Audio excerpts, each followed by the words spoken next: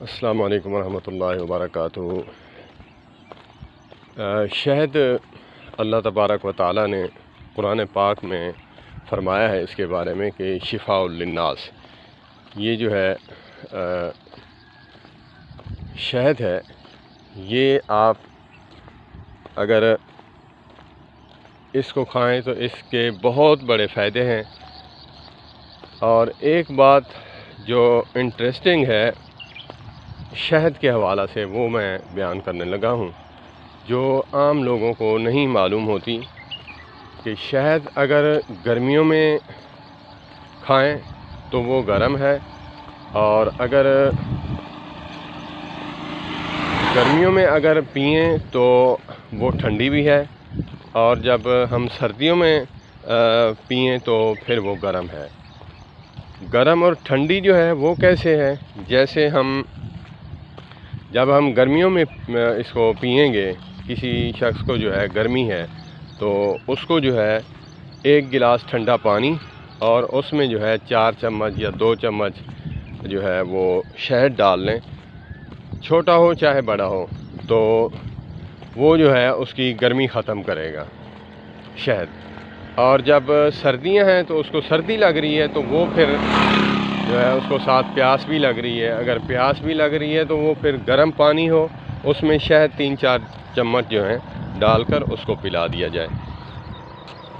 اگر پیاس نہیں لگ رہی تو پھر جو ہے اس کو خالی جو ہے نا بالکل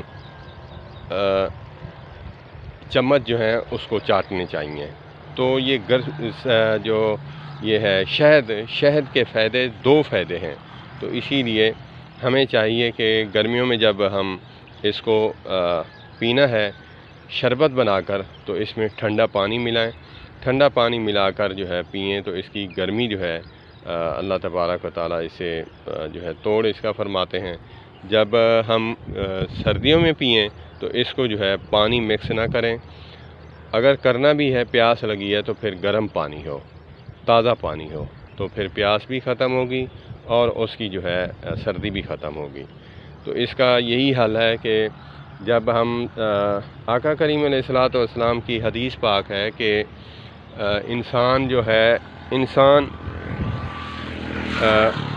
انسان کو جب بخار آتا ہے تو بخار نہانے سے بخار جو ہے یہ ختم ہو جاتا ہے۔ تو یہ بھی بے آئینی اسی طرح ہے کہ اگر سردیوں کا بخار ہے تو نہانا نہیں، اگر گرمیوں کا بخار ہے تو اس میں نہانا ہے۔ تو اسی طرح